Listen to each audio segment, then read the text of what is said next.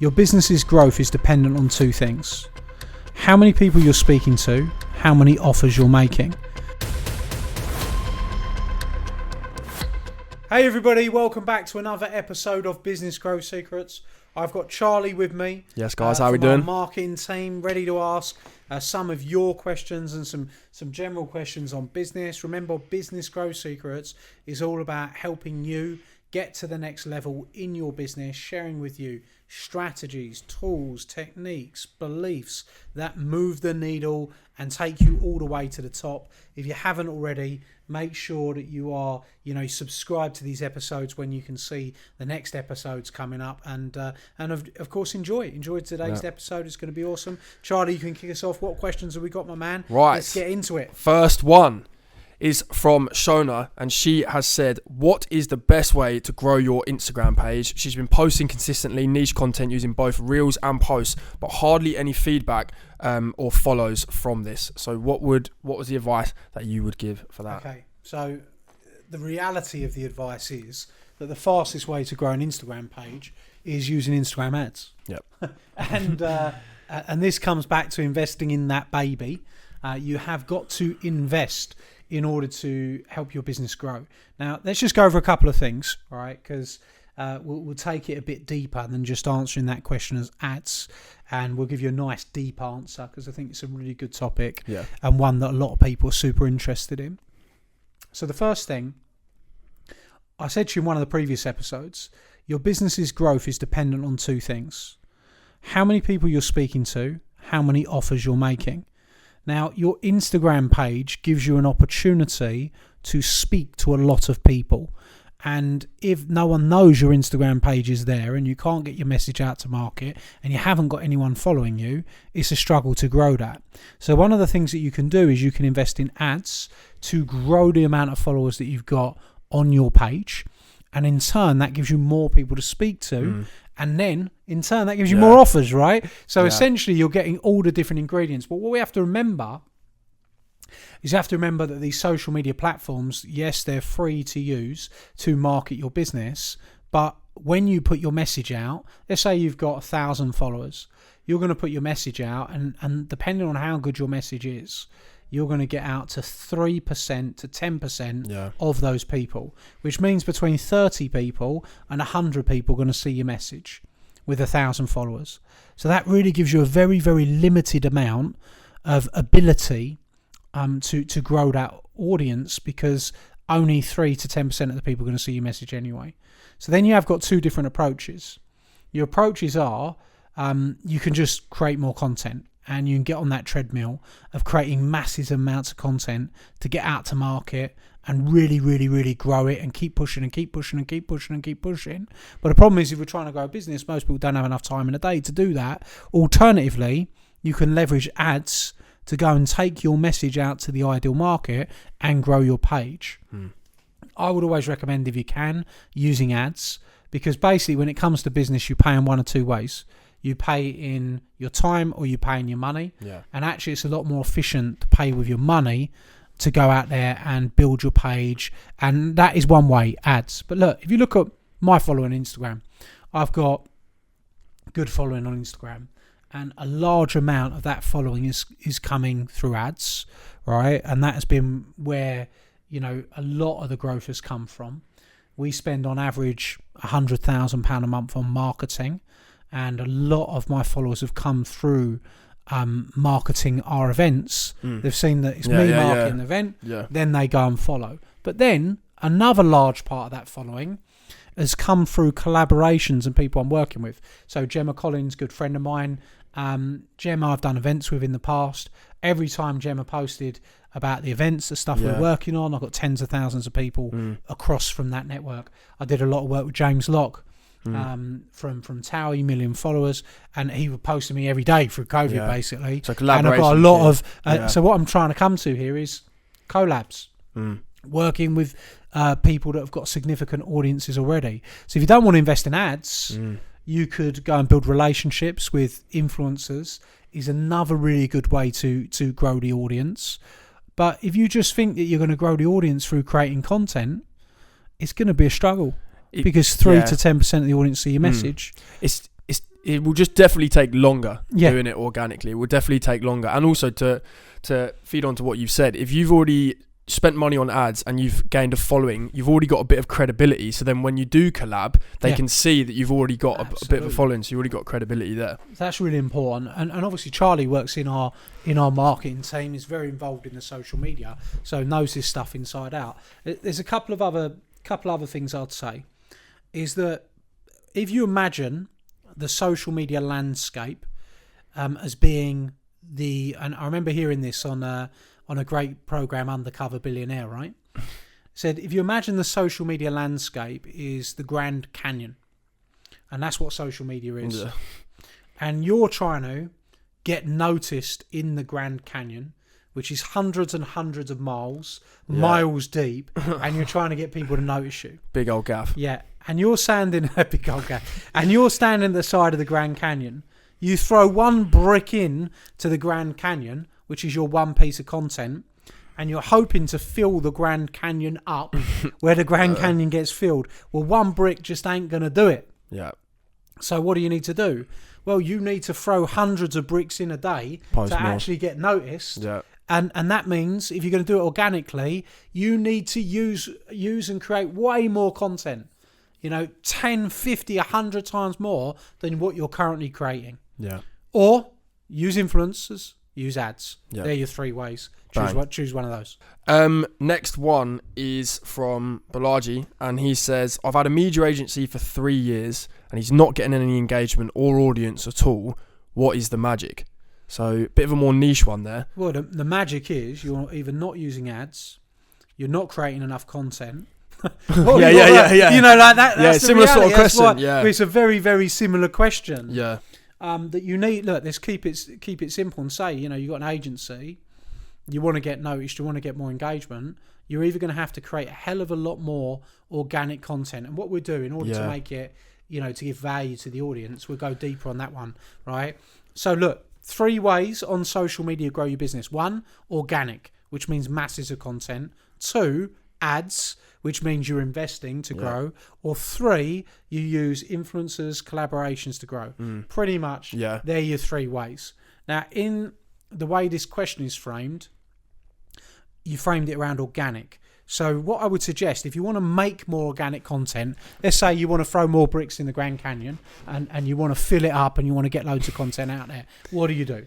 What you do is you look at whoever your target market is, your avatar, the person you are searching, the person you want to get, and you say, what are their pain points? What are their fears? What are their challenges? What are their issues? What are their blocks? What are their stopping points? What are their big desires? What are their big needs? What is it would look like a quick win for them? What would be a massive win for them? What would be a nice to have? And you literally detail out around your dream client as much as you possibly can, and you massively flesh that out. And then you just make content around those things. So I'll make this real for you. Funnily enough, one of our great clients who's been very successful, he's next door right now running a boot camp, and he's running a boot camp on marketing, right? And his name's Ben. He's one of our coaches. He's done great things, right? And he runs a marketing boot camp for us, which he shows people how to use YouTube. And when I first trained Ben many years ago now, I said the same thing to him. I said, Ben, he was looking at helping people with mortgages, estate agency, etc., which is another one of his businesses. And I said, right, someone looking for a mortgage, what are they afraid of? Well, and then he answers the question, well, they're afraid they might get declined. They're afraid that they might not get the right rate, right, on the mortgage. They're afraid that it might take too long. They're afraid they might get rejected. They're afraid that they're going to lose the house that they want because it takes too long. So what have you got there? Immediately, and we've only looked at fear, we've got 5 different pieces of content. So now we make a content piece that says, hey, here, this is how to make sure your mortgage goes very, very quickly and gets improved in less than 30 days. That's now a piece of content. How to get improved on your mortgage. Yeah, exactly. And now you make hooks out of those different things. And the more you flesh it out, the more it allows you to make problem-based content. Problem-based content is when you address people's problems and you give them a solution. So that's what I would suggest you do. Make more problem-based content with solutions that can help them, as we're doing right now. Because you're serving education, you're serving value to the audience, and that's education-based marketing, baby.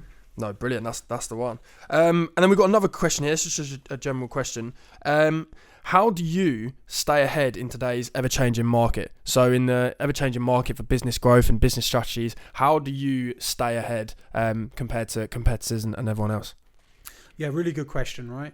So for me, I'm a huge believer in coaching and having the right coaches and mentors.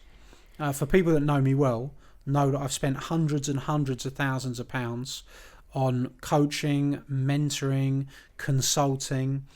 Still right now, we have marketing consultants, we have finance consultants, I have business coaches, I have mentors, and I'm constantly working with the best of the best of the best, and I'm always seeking new mentors, right? So I've got great mentors that I've had for many years, and I continue to have, and will always have, because they add value. Yeah. And look, a good way to view that is, hey, if your mentor's done £200 million in sales, and you've done 200 grand in sales, and you think, I need a new mentor.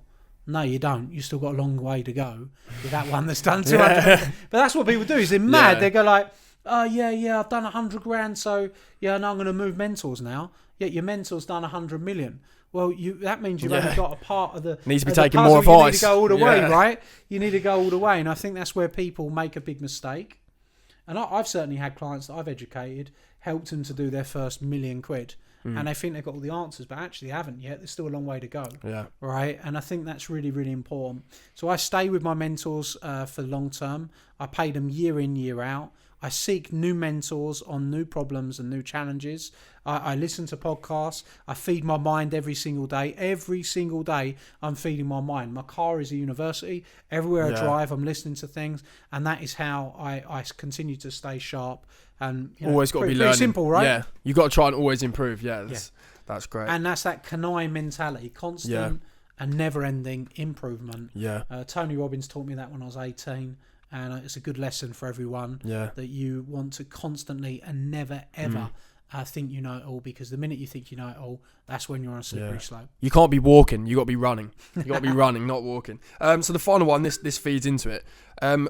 Right, so now that moves into our final question. What drives innovation in your business? So in this business, what drives innovation among all the employees and everyone who works here? So what we do is every single week, and I've done this not just in this business, but in my other businesses as well. Every single week, we bring everybody in the company together for a team meeting. And in that team meeting, everybody's got a voice.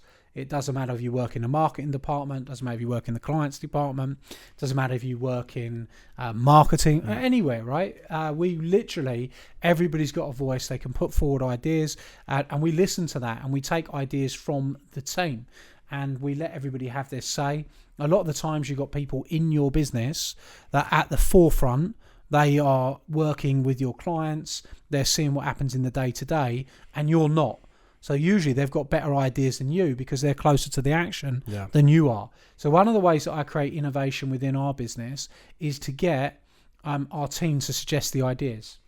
But another thing that I do is we also have our management meeting. In that management meeting, we also always look for ideas. So what I'm looking for is a very much a consultative way of everybody having a voice, everybody being able to share ideas. But the other thing I do as well is I'm a part of masterminds. I have my mentors, and those masterminds and coaches and mentors feed me ideas that we then feed through the team. We also have consultants. So we're always trying to stay on the cutting edge.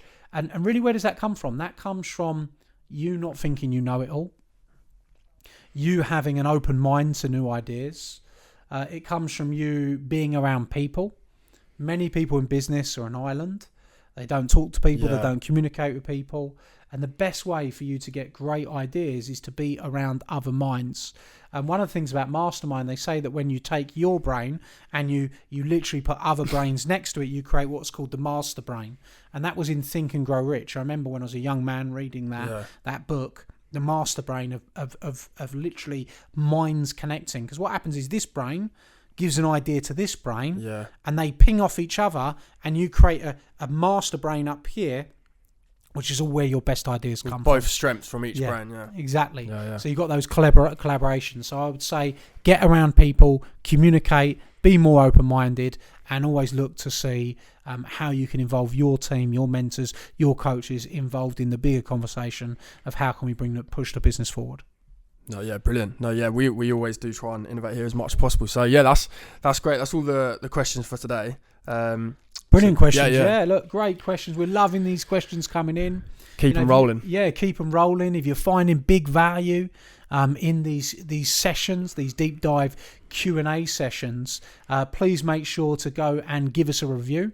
It'd be really appreciated if you can give us a review on iTunes, where you just go over, if you're listening on iTunes or wherever you're listening, go and give us a 5-star review. Tell us what you're enjoying. And remember to ask your questions. There's 2 ways you can ask your questions. You can ask your questions via Instagram or LinkedIn. Just go over to Adam Stott Coach, send me a direct DM. Me or the team will pick that up and make sure that question gets answered. Or if you're not already in our school group, you can go over to our school group, Big Business Entrepreneurs, and ask your questions. We're looking to help you. We're looking to serve you. So remember, go and give us a review. Ask your question, Ask and away. ask away, and we look forward to helping you more in the future, everyone.